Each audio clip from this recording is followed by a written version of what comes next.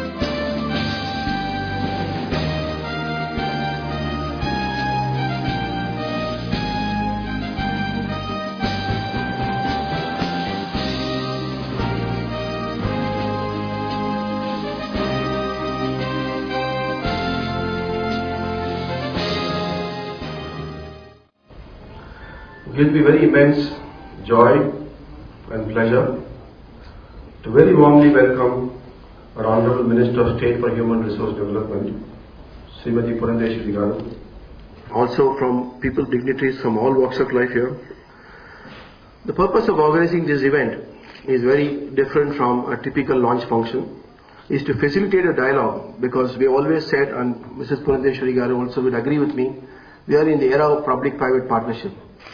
So unless the government and the industry and the captains of industry come together on an issue which is facing the nation, which is probably the biggest issue facing the nation, the human resources deployment, we will not make progress. So this particular session is entirely devoted to free exchange of views on the area of public-private partnership in human resources and skill development. That we are in the midst of very interesting and exciting times, when we look at the education sector. Interesting because we are looking at a huge expansion of the higher education sector in terms of the number of institutions and making education accessible, and how do we bring in equity and relevance and quality and so on. Exciting because we're in the midst of reforms, And reforms, as we all know, must be responsive to the needs and requirements of the day and the times.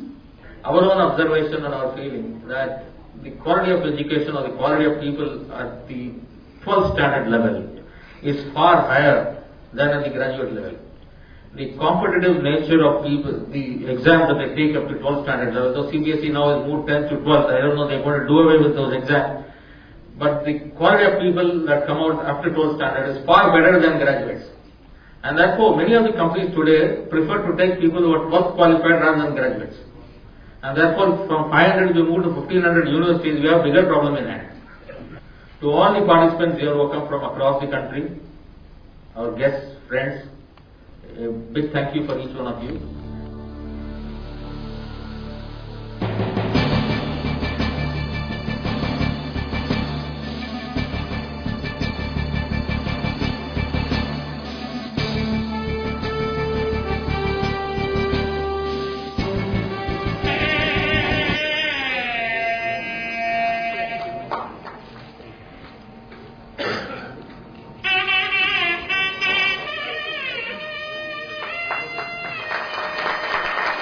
The senior most employee of TMI Group, none other than Mr. M. Sai Kumar. Ganesh Daya Marida, Ganesh Daya Marida. When I look back in 20 years, I think about 2 or 3 things in my life. One of them is the education that I got from the Indian Institute of Technology and IIM. Both of them transformed our life beyond imagination. We came from middle class families, but this education changed our complete character and our vision and a view of life. I also want to thank at this point of time the vision which we got from our parents and our elders, which I think today, at this point of time, we have to recognize that without their guidance, without their value system which is passed on to us, we won't be where we are today. I'm sure it's same for most of us in the group. Recognize our elders. Now coming back to the story of ETV Academy, I think this story started about 2 years ago when I went to a small village in Rajasthan. At that time the story was told that we were told that the employment scenario is very poor. I was asked to go and visit one of the villages. And the village Sarpanch, when I was talking to him and explaining to him that how education makes employability happen, he called 2 of his friends, 2 of the people hanging around in the village, and he said one is a BA, one is a MA, and both of them are unemployed. And he asked me why don't we get them jobs. So I was very surprised. People were sitting first of all in the afternoon in the village. So I asked them, what did you study? One said I did BA in political history in Hindi, another said MA in political history in Hindi. So I asked him, are you trying to join politics? There's no purpose of doing these courses. In all inaneness, when I asked this question, the Sarpanch turned around and told me, sir, the problem is the first bus leaves our village and reaches Jaipur at 11 o'clock. And the last bus leaves at 3 o'clock. In between 11 and 3, only political history in India is taught. And that's why children study political history. At the time, it strikes you very strongly how bus timings influence education. It's something none of us can visualize sitting in the urban audience here. So the new baby which we are creating today has got only one mission. As much as possible in our own way, eradicate the unemployability of the graduate. These are the focus sectors, all the growth sectors in India currently. And interestingly, somebody was asking about infrastructure. That is infrastructure in the earlier session. We haven't left out infrastructure out here. So all the hot areas focused on large volume hiring, sales, customer service and back office. And how do we plan to train them? We have already started working with 5 customers who are early birds with us. We are identifying tasks that somebody will do. We're going to only train them very clearly against the task.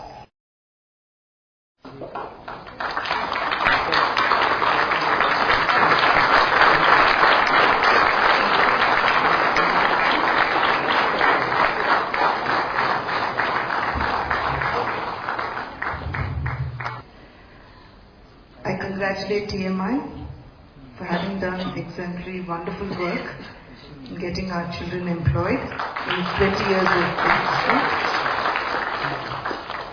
And I'm sure they will grow from strength to strength. Education, largely, I'm sure all of you would agree with me, is simply not filling a child's mind with facts and information which is unrelated, unassimilated, and undigested. Education, if we were to define education, I would say it is concentration of mind and not simply collation or collection of facts. And when education is combined with sound macroeconomic policies, it lays the foundation for globally competitive economies and democratic societies. If the US is to call itself the land of opportunities, I would call my country, India, the land of ideas. Time today is right for us to convert this land of ideas into land of opportunities. And for that, once again, may I take this opportunity to emphasize that we need to work together, and I'm sure we will work together. Thank you. Part of NSDC, I always look for opportunities to create awareness, and all of you present here have in some way or the other an interest in education, skills, and the space at large. So I would like to start off by telling you that the genesis of NSDC and the skills development mission, if I may say so, lies in the late C.K. Prahlad's vision of India at 75. It was his opinion and thought that if India needed to reach and aspire for its rightful place in the world economic order, one of the pillars that it would need to build was to have a large pool of talented people. I'd like to keep my vote of thanks short in time but long in thanks and gratitude. I don't think I have helped PMI, but PMI and all of you have helped me. Is that PMI has taken every step, whether it's management or whether it's E2E or even the formation of content and knowledge management, C&K management. I think it's been very deliberate, very specific, very well thought out, good decisions. And many of our people, we have got about 1100 people in our company, and many of the people have been recruited by TMI in the last 15 years time. And listening to their presentations today on the EQ Academy, I can say definitely that there is none better qualified than TMI group to handle this initiative in India. You never get from them any fact. There is no BS. These guys are, what you see is what you get. Contributions to my life, and hopefully one day I will be part of.